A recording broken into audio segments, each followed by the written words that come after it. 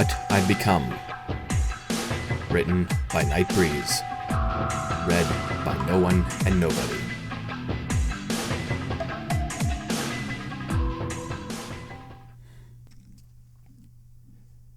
Chapter 11.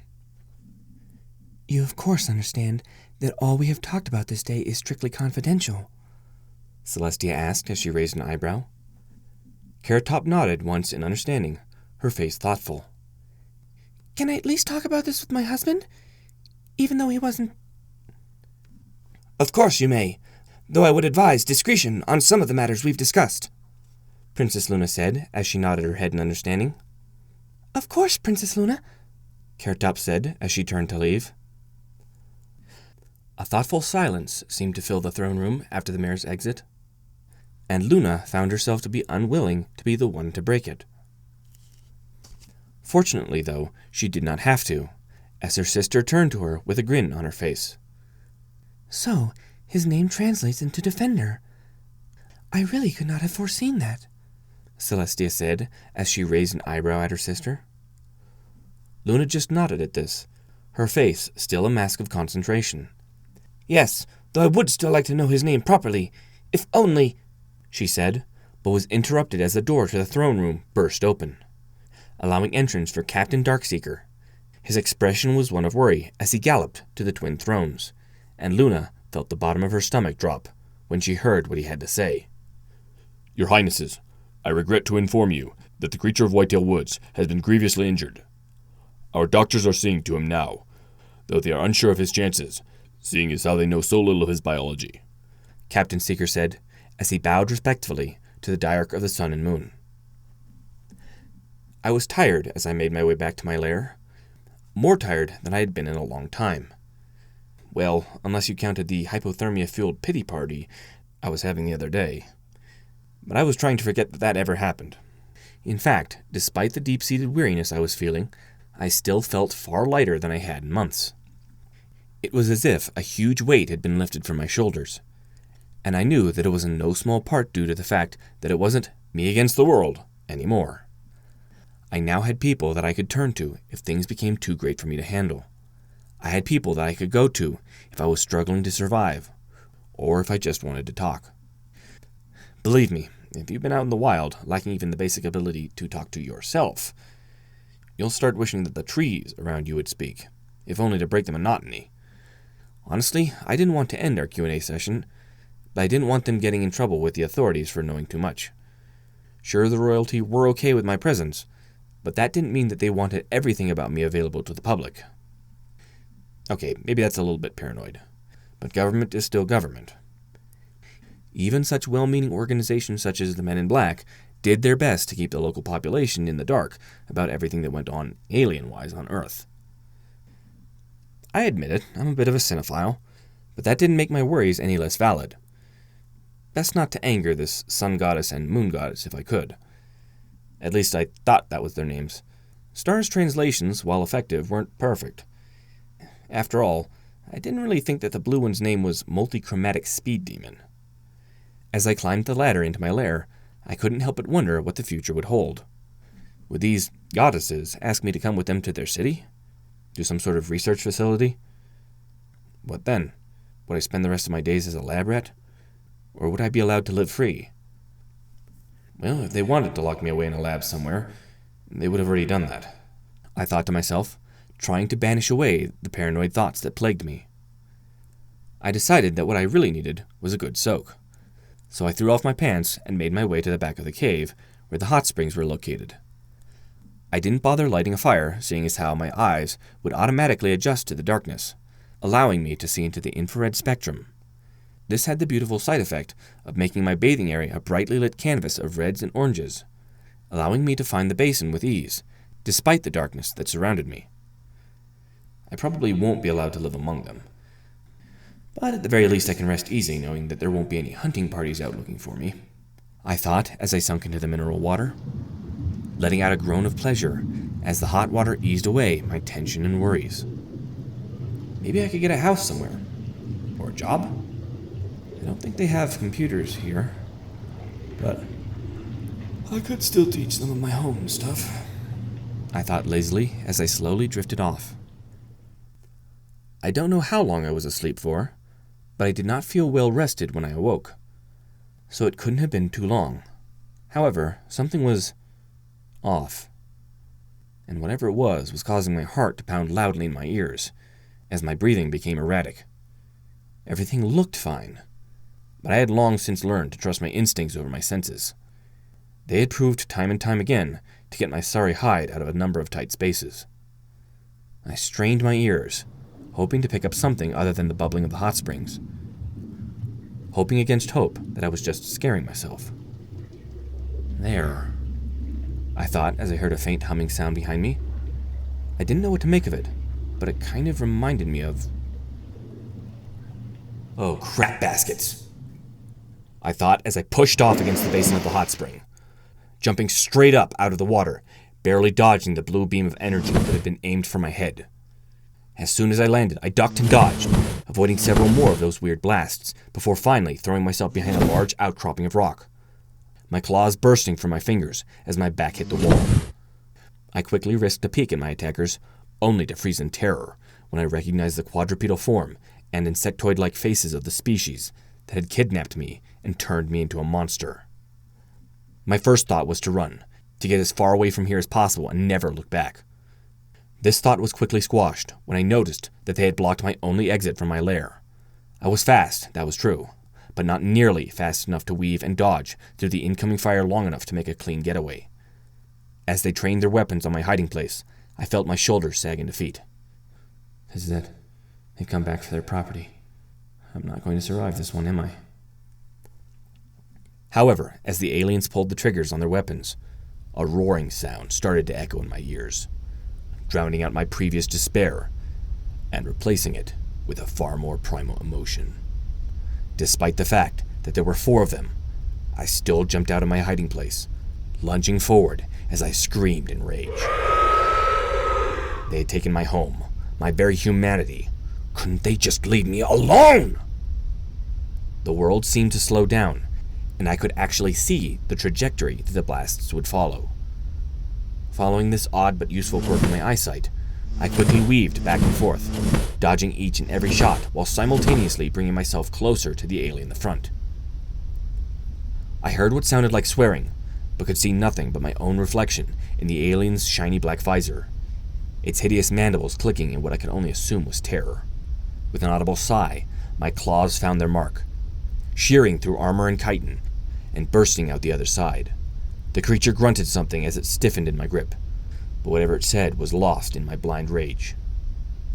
The other 3 started screaming something as they fiddled with their weapons for a second, after which they let loose a much faster barrage of weapons fire, this time their blasts being a far angrier green color.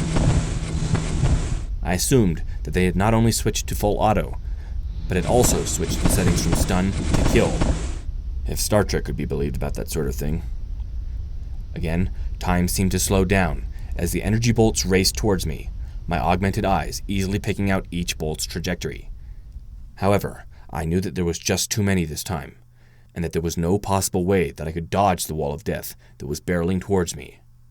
Fortunately, I had other options. Snarling in anger, I whipped the still-twitching form of the alien in my grasp up, using it to shield me from the fire that was directed my way. I then tucked my elbows in and crouched down, easily hiding my thin, emaciated frame behind the alien corpse's much bulkier one. I could feel each bolt as it struck home into the body on my claws, but I remained unscathed as the alien voices became more frantic. Thinking quickly, I started moving forward, throwing the corpse at the 3 as I did so. Their swearing intensified as the body bore each of them to the ground, and I quickly rushed to them, kicking one of them in the head and slashing at another one's throat as I pushed past them into the cave beyond. I was rewarded with a gurgling sound as my claw found its mark, but I didn't pause to inspect my handiwork. Instead, I pushed onward, knowing that if I could only reach the entrance, I would be home free. I'll lose them in the forest, pick them off one by one, make them rue the day that they ever came back to this, I thought as I leaped for the cave entrance, only to be cut off as a searing pain shot up my back, causing me to tumble several times before falling out of the cave, crushing the ladder on my way down. My whole backside felt like it was on fire. and I knew that they had hit me with one of those green bolts of energy that had claimed the lives of so many of my countrymen. I howled in pain, my mind screaming in terror and anguish as I thrashed on the ground, desperate to put out my burning back. After a few seconds of this, I stilled, unable to move any more because of the pain, but no longer on fire. I spotted an insect-like head pop out of the cave. Its weapon pointed at me, and I closed my eyes, knowing what was to come. Time seemed to stretch on for an eternity as I waited for the shot to come. Terror and certainty filling my mind as I waited for death. Imagine my surprise when instead of searing pain followed by blackness, I heard a mighty crack of thunder, followed by a fleshy thump of a body hitting the ground next to me. My nose hole detected the scent of burning flesh, and I tentatively opened my eyes to see what had happened. Lying next to me was the charred corpse of the alien who had been about to end my life. My mind seemed to stop as I turned my head upwards, and I was dimly aware of something dark blue and covered in armor streak down to stand next to me. I recognized him as one of the bat-winged Pegasus ponies from before, but I couldn't for the life of me understand what he was doing here. He looked at me with concern, and I heard him say something to me. His words were still gibberish to me, but his tone was something that I could easily identify. He was worried. Instead of trying to let him know I was all right, though, I shouted in pain, pointing a shaky finger back at the cave, hoping that I could warn him in time of the impending danger. I watched in horror as the fourth alien raised its weapon, took aim, and let loose a stream of death on my furry savior. The Pegasus looked up in alarm, and I could only watch as bolt after bolt of white-hot death struck the poor pony, lancing into him, burning the air around him. Leaving him completely intact? I stared, my jaw hanging open, as the until now hidden runes on the pony's armor lit up, flashing a pure white light with each bolt that struck. The plasma that struck the warrior seemed to become absorbed by the light, dissipating even those bolts that struck his exposed flesh and wings. I could only watch in awe as the monster lowered its weapon in shock, only to fall out of the cave as a second bat pony struck the beast from above. The beast tumbling uncontrollably head over heels until it finally smashed into the ground below. The second pony approached me far more cautiously than his colleague had, asking his friend a question in a frightened tone of voice. The response was curt, almost as if he were annoyed at what had been said. The first pony, Lightning, I nicknamed him, after the way it killed the first alien, gently started to nose my shoulder, making it clear to me that he wanted me to roll over. I tried, but it was as if my muscles wouldn't respond to my commands, especially those muscles that were on my back. He seemed to realize this, judging by the way that he was using his hooves to gently roll me over. I heard a sharp intake of breath from Lightning once he saw my wound, followed closely by a shout that sounded like an order. I then heard something snap, then smelled something delightful as something was shoved into my face. It was a nice, soothing smell, and after a couple of seconds, the pain seemed to leave me as my body went numb. Darkness took me soon after. Many of his spines were melted off, and his back was severely burned, almost straight through the muscles and into the bones and organs beneath. The wounds looked almost identical to dragon fire, which is probably why the dragon flame wards on Sergeant Weather's armor withstood the punishment that it did. Any longer, however, and Sergeant Weather would have been reduced to ash by the onslaught of the alien's weapon. Captain Darkseeker said, as he rubbed his forehead in exhaustion. The doctors are currently treating the wounds as dragon fire, though their lack of knowledge of the creature's biology isn't doing them any favors. Several of the scientists who were present at the autopsy of his kin are helping with the effort, though there are still several unknowns, seeing as how they've only been able to examine broken, lifeless bodies, not living, breathing ones. Celestia and Luna looked at each other, an understanding quickly having been reached between the two of them. They then rose to their hooves in unison, their posture firm. "Thank you, Captain. Please inform the guard that we are now on high alert. Double the guard that is posted at both the crash site as well as the labs where we are storing all the alien artifacts that we have recovered up to this point," Luna said, as she and her sister quickly swept past the tired night sentinel. "Do you think that wise, Your Highness?" Captain Seeger asked nervously, as he fell into line behind the swiftly moving diarchs. Yes, As of now, we are harboring an alien fugitive, one that his tormentors seem bent on recapturing, despite his innocence. Send a missive to Captain Armor to inform him of the situation, as we may need his expertise in the months to come," Celestia said, as she reached the double doors of the throne room. "We will personally call a council later to plan our next move, as well as to inform our allies of the troubles that will follow. However, for now, a far more pressing matter is upon us.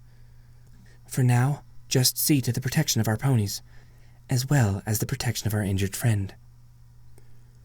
"Yes, Your Highness," Captain Seeker said, as the lunar and solar princesses left the room.